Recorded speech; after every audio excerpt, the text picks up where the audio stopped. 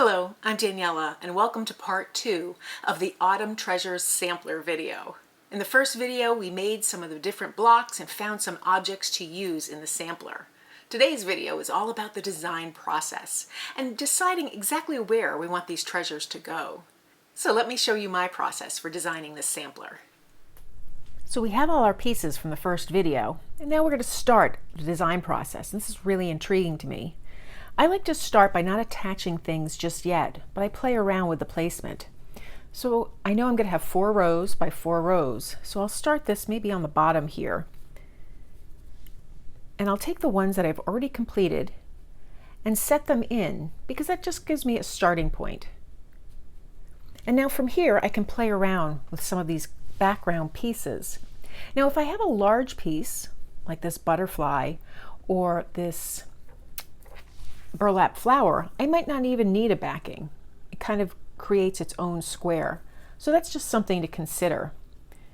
It's kind of neat to have backings because they all coordinate nicely, but it's not required. And if you want to combine 2 to make one piece, go right ahead and do that. So I'm just going to put some of these down, and I can move them around if I don't like the way they look, and really just find the correct placement. So there I have the beginning placement of my pieces. I can move these around, change things around as I like, but this is a great starting point. I think the starting points are very important because from here I can really build it up. I start with my big pieces and see which one offers me the nicest contrast. And this is nice, but it kind of draws the eye in a line, whereas this kind of moves it around. So I'm kind of thinking that's going to be where that lives. I'll come over here, start working on my little decal here. That's the next biggest one, especially since I want these backgrounds to peek through. And again, I can always move it around. That's why I like doing it in this manner. I'm going to take this big one here. I think I like it this way, where it's kind of guiding the eye this into here. When I like that, but I think this needs a little bit of work. Maybe a piece of lace on this one. So I'll set that down.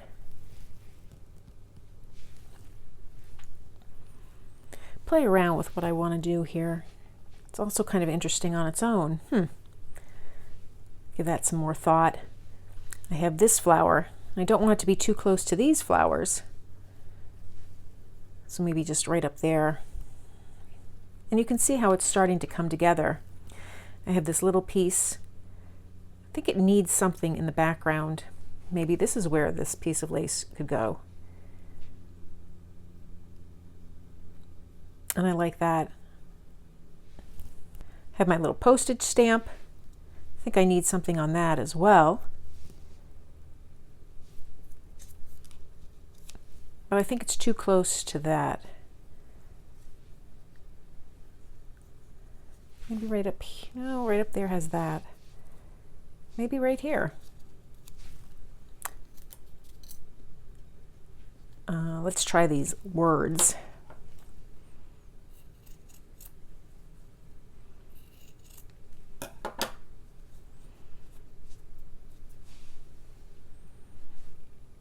Oh, I like it against the green. I think that's a nice touch. And I want to use this word as well.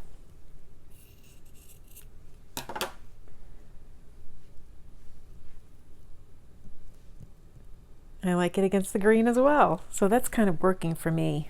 I have this cute little bead, and I think if I change direction with it, that might be a nice touch. I want to find a place for this ring that I made. I think it looks good on the yellow, but I also don't want it side by side with that button or side by side with this piece. So up there it is. I like using a leaf all by itself, but I think maybe this leaf is the way to go. And now I have one more square. Got to figure out what I want to do here. I can add just a few pieces of this ribbon.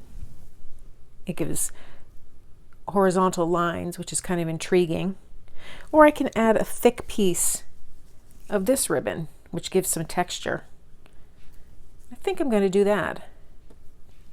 Yes, I think I'm definitely going to do that. So I'll cut this ribbon and I'll trim it up when it's time for me to add it to my sampler. And now I have to work on attaching all these pieces. So to start with, I'll start with my circle.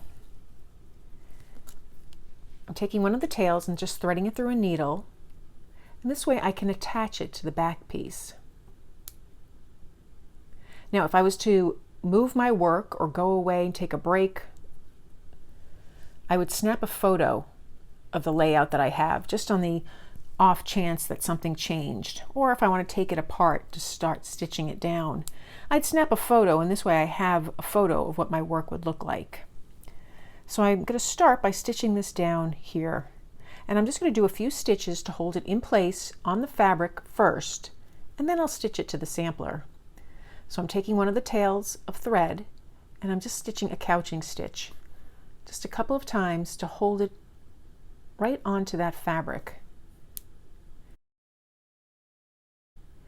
And I have additional thread that I can use to attach it.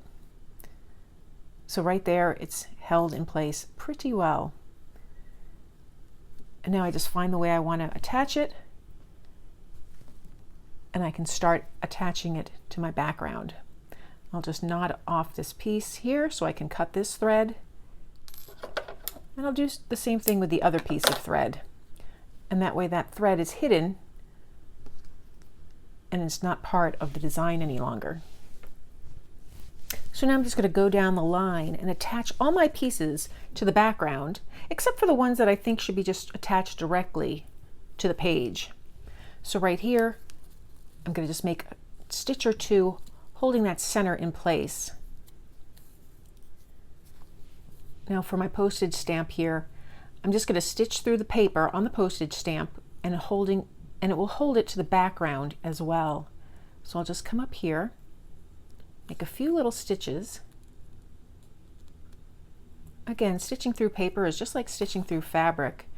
It's not really as durable because the paper can tear and rip, whereas the fabric really anchors that thread in place. But for a project like this, it'll work just very well. So now to attach any of the fabric pieces or the pieces that are just plain here, I'll just tack that down with a couching stitch, or I'll stitch just around the pieces. I wanted to show you how I'm going to tack down this piece of ribbon because it's so textured and it frays very easily. So what I like to do is just fold the edges and tuck them under, put them right on that square. And then I'm using some brown embroidery floss, again another autumn color. I'll start with one side of it, but I'll stitch over it using a couching stitch, and I'm just trying to keep that edge rolled. So I'll make my stitches, again trying to hold it in place and keep that edge together. Because the ribbon is so chunky, this addition of the brown embroidery floss adds just another layer of interest. It's just a little bit of a shadow. When I come to the other side, I'll make sure it's tucked in again, roll it up, and just continue to stitch it down in place. So I go through all my pieces trying to find out which ones require something extra. And on this piece, I think I want to add just a little bit of lace. I have this little trim here, and I'll just cut it down. And with a couching stitch, I'll hold it in place. And now for this bead, to hold it down, I can have things coming out both ends. I think that's kind of fun. And I want to work my colors, my orange and my greens in there. So to do that, I'll use embroidery floss. And I'll play with how I want my bead to show, so just like that. And I'm going to come up from one side, just barely underneath that bead. And I'm going to bring my needle all the way through as if I'm stringing a bead. And I'm going to hold it in place. So that's not a decorative stitch, that's just a functional one. And now from here I can really play around with it. I'll come up next to it. Again, bring the needle through the center to really hold it in place. Then I want to make just a little loop. So I'll stitch that loop down. Stick my needle here, kind of like a lazy daisy stitch, and stitch it down. And then I'll come up again, stitch through the piece, and I'll make that loop on this side as well. So now, when I attach it to my backing, I can add additional loops and additional colors if I want. I'm just going to knot this off so that it's ready to go. And now I'll finish by using the couching stitch just to hold a few of these in position, like this one. Add the lace here, this flower, and just the edges of this little gem. And then we can come back and start attaching our piece to our page. So all of my little samples, each individual block, is attached so that nothing will fall off. And now I can actually start attaching it to my back piece. I have thread in the colors of the background fabric, and I like to start with the corners first. So I'll start with this upper left-hand corner. So I'm just going to move everything off. And now I have my piece here. I'm going to just attach it by stitching around the edges. And I have one strand of embroidery floss in a color that matches the background. So I'll just stitch around the edges on all of the pieces. And then I'll come back and decide if there's anything I need to add, additional stitches, another found object, something along those lines.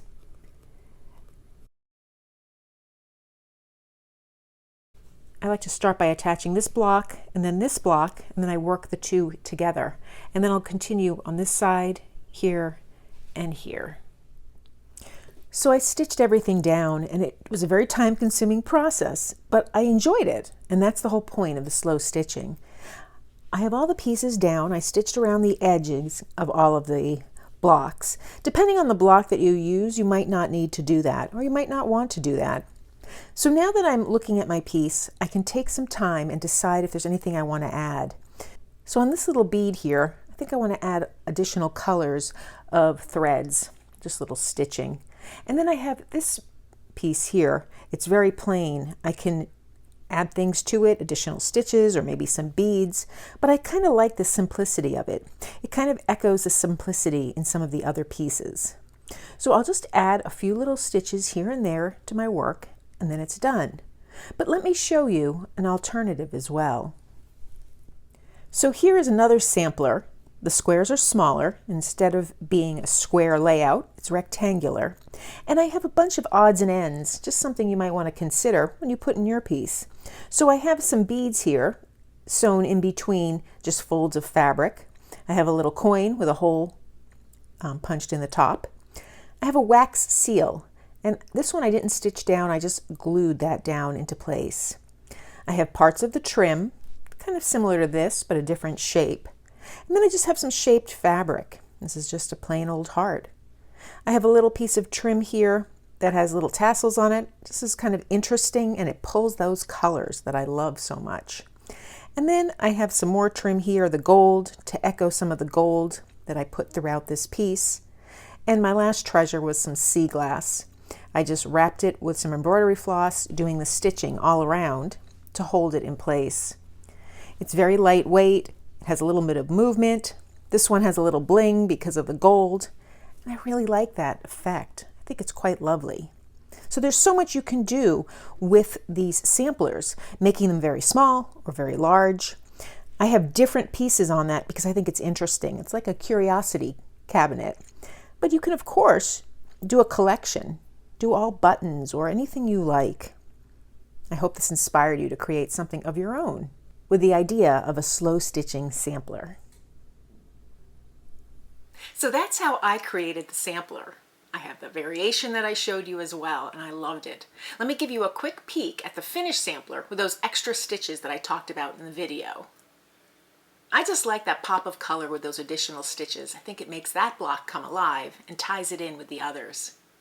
So that's my completed block. I hope you found this video helpful, and if you did, please give it a thumbs up and be sure to subscribe. If you'd like behind the scenes content and extra information, please consider becoming a paid member of my channel. Thanks for joining me today.